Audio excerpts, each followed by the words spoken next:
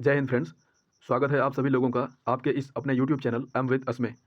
Friends, जैसा कि पिछली अनाउंस में सर ने आपको बताया था कि हम लोग एसएससी जीडी के एग्ज़ाम को टारगेट करते हुए एक नए बैच की शुरुआत करने जा रहे हैं, संकल्प बैच की। और इस संकल्प बैच में जीएस के पोर्शन को लेकर मैं आपके साथ जुड़ गया हूँ। और आपको मैं बता दूँ कि इस जीएस पोर्शन में आज से हम लोग एक प्रीवियस ईयर क्वेश्चंस की वीडियो सीरीज़ की शुरुआत करने जा रहे हैं। और ये प्रीवियस ईयर क्वेश्चंस क्यों? मैं आपको बता दूं कि देखिए, किसी भी एग्ज़ाम को क्वालिफाई करने के लिए एक अच्छी स्ट्रेटजी का होना ज़रूरी है। और एक अच्छी स्ट्रेटजी आप तभी बना पाएंगे जब आपको ये मालूम हो कि एग्ज़ाम में क्वेश्चंस कैसे आ रहे हैं, उनका लेवल क्या है और पूछने का जो आइडिया है वो क्या है। तो इसलिए ये प्रीवियस ईयर क्वेश्चन की सीरीज़ मैं सबसे पहले शुरू कर रहा हूँ, जिससे आपको ये चीज़ें क्लियर हो और एक अच्छी स्ट्रेटजी बनाई जा सके। इस वीडियो में आपको क्या मिलेगा, तो मैं आपको बता दूं कि ये 10 या 15 मिनट की रोज़ की वीडियो होगी। और इस वीडियो में आपको टॉप 25 क्वेश्चंस डेली बेस पे मिलेंगे। और वो क्वेश्चंस बहुत अच्छे होंगे। अच्छे इसलिए क्योंकि जो भी क्वेश्चंस आपको इसमें प्रोवाइड किए जाएंगे डिटेल्ड विथ एक्स्ट्रा इन्फॉर्मेशन होंगे। और साथ में आपको करंट के फैक्ट्स भी आपको रिलेट करते हुए मिलेंगे। फ्रेंड्स देखिए, आजकल कंपटीशन लगातार बढ़ता जा रहा है। और इस कंपटीशन से भरी परीक्षाओं में सफलता को सुनिश्चित करना एक तरह से अपने आप को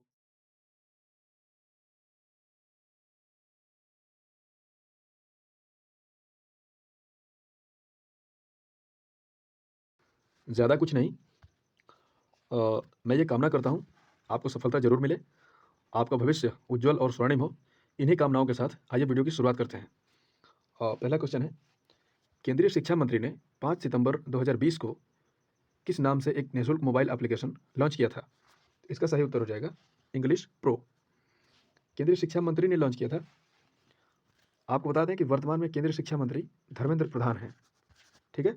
जो एक केंद्रीय शिक्षा मंत्रालय है, पहले ये एचआरडी मिनिस्ट्री के नाम से जाना जाता था, मानव संसाधन विकास मंत्रालय। और उस समय मंत्री हुआ करते थे रमेश पोखरियाल निशंक। और उन्होंने ही इस मंत्रालय का नाम शिक्षा मंत्रालय कर दिया।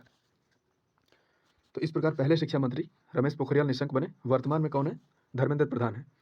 ओवरऑल स्वतंत्र भारत के पहले शिक्षा मंत्री की बात करें तो ये अबुल कलाम आज़ाद साहब थे। इन्हीं के जन्म दिवस को यानी 11 नवंबर को हम भारत में राष्ट्रीय शिक्षा दिवस के रूप में मनाते हैं। वहीं अंतर्राष्ट्रीय शिक्षा दिवस 24 जनवरी को मनाया जाता है, याद रखिएगा। ठीक है। भारत में अब तक 3 शिक्षा नीतियाँ आ चुकी हैं। ठीक है। पहली शिक्षा नीति 1968 में आई थी। दूसरी शिक्षा नीति 1986 में आई थी। बस 8 को पहले और 6 को बाद में कर देना है। और लास्ट एंड करंट और थर्ड एजुकेशन पॉलिसी यानी शिक्षा नीति 2020 में आई थी। ठीक है। करंट के फैक्ट से की यदि हम बात करें तो इस न्यू एजुकेशन पॉलिसी को प्री प्राइमरी लेवल पर लागू करने वाला भारत का पहला राज्य हिमाचल प्रदेश है और ओवरऑल कर्नाटक। ठीक है। नेक्स्ट, अल्फा कण के द्विआवेशित आयन होते हैं, तो इसका सही उत्तर हो जाएगा हीलियम। देखिए, जो मॉडर्न पीरियोडिक टेबल है उसमें दूसरे क्रम का जो तत्व है वो हीलियम है। साइन इसका He होता है। ठीक है। और इसके कक्षाओं में मतलब इसकी जो कक्षाएं हैं वो पूरी तरह से भरी हुई हैं। ये निष्क्रिय अवस्था में रहता है, इसलिए इसको जीरो गैसेज की सूची में सम्मिलित किया जाता है। ठीक है। नेक्स्ट, 2011-12 में की गई गणनाओं के अनुसार ग्रामीण भारत के व्यक्तियों के लिए गरीबी रेखा प्रति माह तय की गई थी, तो इसका सही उत्तर हो जाएगा 816 रुपये। ठीक है। यहाँ पर ग्रामीण की बात हो रही है, तो मैं आपको बता दूं कि भारतीय संविधान का जो भाग 4 है, जिसे हम नीति निर्देशक तत्व के रूप में जानते हैं, अनुच्छेद 40 में ग्राम पंचायतों का गठन किया जाता है। आप याद रखिएगा। नेक्स्ट, भारतीय संविधान का कौन सा अनुच्छेद सहकारी समितियों के संवर्धन से संबंधित है? इसका सही उत्तर हो जाएगा 43B। ठीक है। आपको बता दें कि भारतीय संविधान में 73वां संविधान संशोधन, ठीक है, 1992, पंचायती राज व्यवस्था देश में इसी संविधान संशोधन के द्वारा 1993 से लागू की गई थी। याद रखिएगा, ये संविधान संशोधन जो था वो पारित किया गया था 1992 में, लेकिन पूरे देश में लागू कब से हुआ? 1993 से। ठीक है। 24 अप्रैल को हम प्रतिवर्ष पंचायती राज दिवस मनाते हैं। ठीक है। और इसी 24 अप्रैल 2022 को इस बार पीएम मोदी के द्वारा जम्मू कश्मीर के सांबा जिले में एक पल्ली गांव है, ठीक है, भारत की पहली कार्बन न्यूट्रल पंचायत के रूप में ये उभर करके सामने आई थी। और ये जो मतलब महोत्सव मनाया गया था पीएम मोदी के द्वारा इस 24 अप्रैल को इसी पल्ली गांव से ही पूरे देश को संबोधित किया गया था। अच्छा, यहाँ पर हम पंचायती राज दिवस की बात कर रहे थे, तो मैं आपको बता दूं कि भारत में पहली बार पंचायती राज व्यवस्था राजस्थान के नागौर जिले में स्थापित की गई थी पंडित जवाहरलाल नेहरू जी के द्वारा वर्ष 1959 में। ठीक है, 1959, ठीक है ना। नेक्स्ट, नवंबर 2020 में दिवंगत फकीर चंद्र कोहली को के रूप में जाना जाता था। तो आपको बता दें कि भारतीय सॉफ्टवेयर उद्योग के जनक के रूप में फकीर चंद कोहली को जाना जाता था। ठीक है, आईटी यानी इंडियन टेक्नोलॉजी। ठीक है, भारत में टेक्नोलॉजी से संबंधित जो चर्चित शहर है वो है Bengaluru. Silicon city of India बोला जाता है, और बेंगलुरु को ही गार्डन सिटी ऑफ इंडिया बोला जाता है, भारत का उद्यान शहर। ठीक है, और बेंगलुरु से करंट की यदि हम बात करें तो इसी बेंगलुरु में जो बेंगलुरु एयरपोर्ट है वहाँ पर पीएम मोदी के द्वारा जल्द ही prosperity of statue of prosperity को स्थापित किया गया था। ठीक है, नेक्स्ट, राजा टोडरमल निम्नलिखित में से किस मुगल सम्राट के शासनकाल के दौरान राजस्व मंत्री थे? इसका सही उत्तर हो जाएगा अकबर। ठीक है, देखिए जो राजा टोडरमल थे इनसे एक फैक्ट आप रिलेट कीजिएगा। ये अकबर के नवरत्नों में से एक थे। दहसाला प्रणाली, मध्यकालीन भारत का ये एक प्रश्न है। दहसाला प्रणाली ये राजा टोडरमल के द्वारा ही प्रस्तुत की गई थी। ठीक है, नेक्स्ट, मराठों और अफगानिस्तान के शासक अहमद शाह दुर्रानी के बीच पानीपत की तीसरी लड़ाई किस वर्ष हुई थी? तो इसका सही उत्तर होगा 1761। आपको बता दें कि ये जो पानीपत का मैदान है ना, यहाँ पर मुख्य रूप से इतिहास में 3 लड़ाइयाँ लड़ी गई थी। पहली लड़ाई 1526 में बाबर और इब्राहिम लोदी के बीच में, और दूसरी लड़ाई 1556 में अकबर और शेर शाह का सेनापति थे हेमू, इनके बीच में, और ये तीसरी लड़ाई 1761 में लड़ी गई थी। जो पानीपत जो शब्द है वास्तव में ये हरियाणा में पड़ता है। ठीक है, और करंट से यदि हम बात करें तो भारत में गोल्डन बॉय के नाम से जाना जाता है नीरज चोपड़ा को। ये पानीपत से बिलोंग करते हैं, और इसी पानीपत से वर्ष 2015 में पीएम मोदी के द्वारा भारत में एक बड़ी योजना बेटी पढ़ाओ बेटी बचाओ योजना की शुरुआत की गई थी। कहाँ से? तो पानीपत से। ठीक है, निम्नलिखित में से कौन सा वह साधारण उपकरण है जिसका उपयोग विद्युत परिपथ को वियोजित करने या इसे पूर्ण करने के लिए किया जाता है? तो इसका सही उत्तर हो जाएगा स्विच।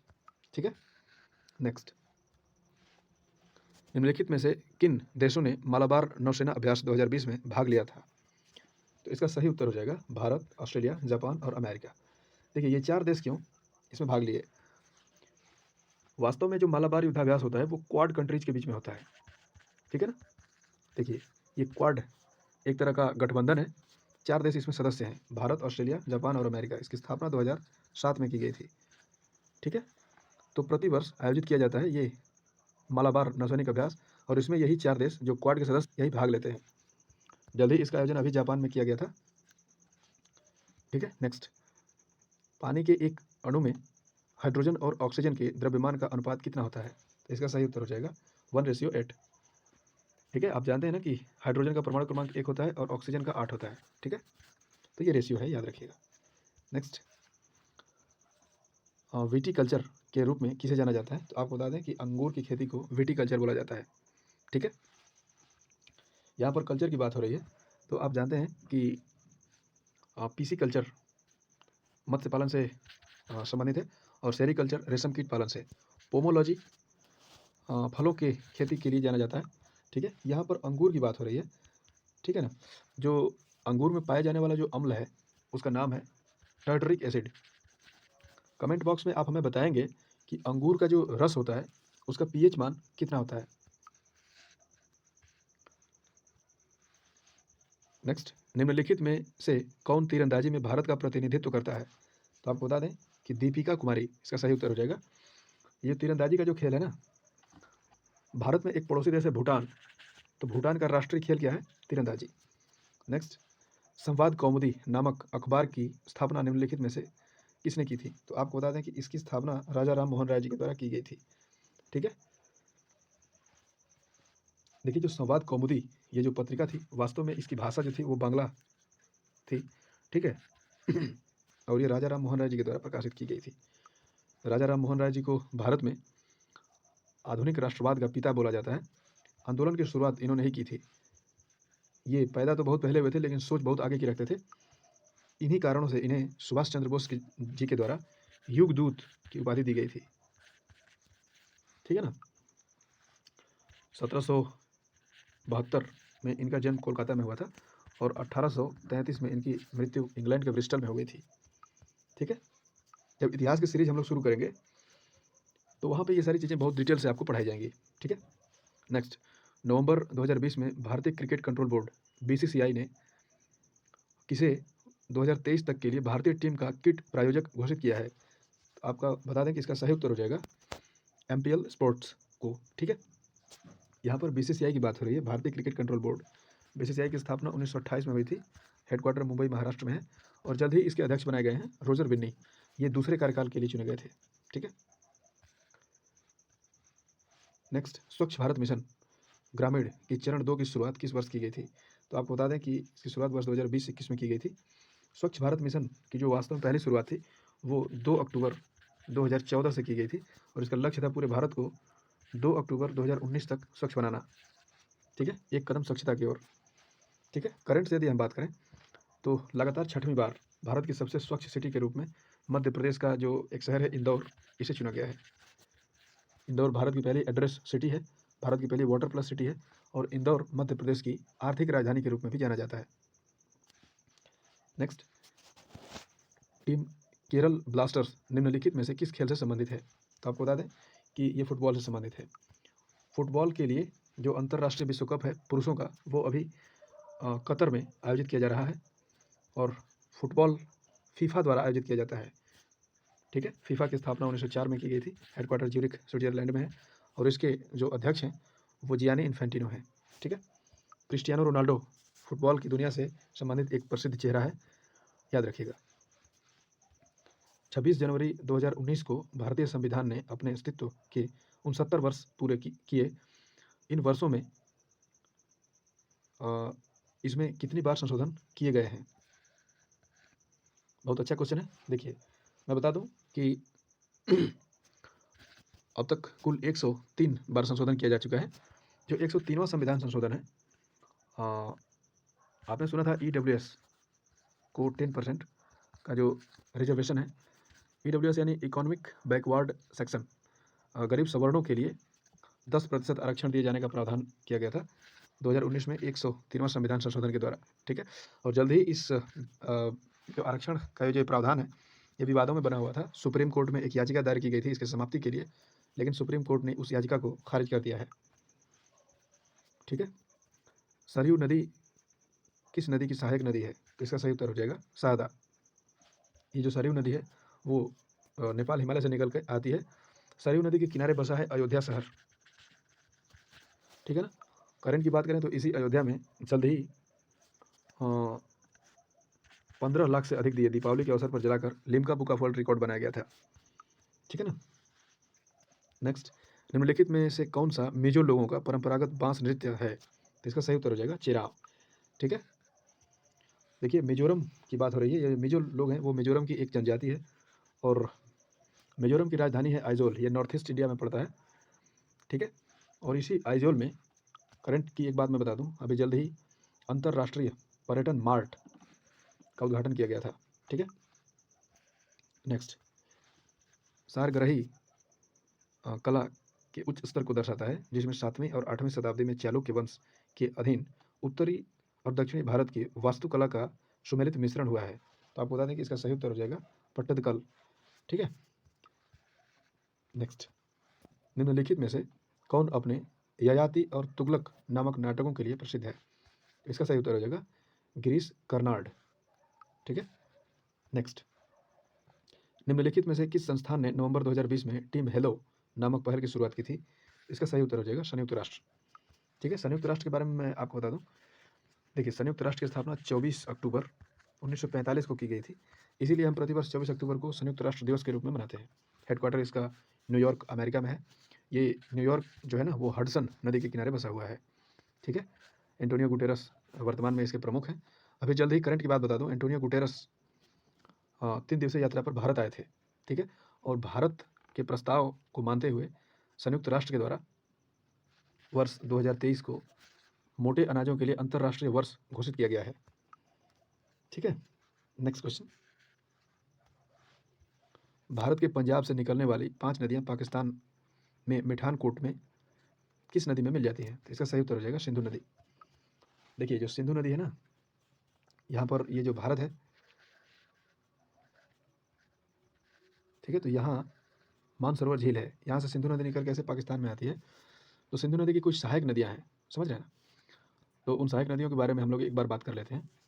झेलम, चिनाब, रावी, व्यास और सतलज, ठीक है।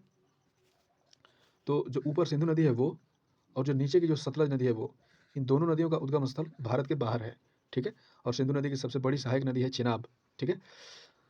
और करंट की बात बता दूं, इसी चिनाब नदी के ऊपर दुनिया का सबसे ऊंचा आर्क ब्रिज बनाया जा रहा है, जो एफिल टावर से भी ऊंचा होगा।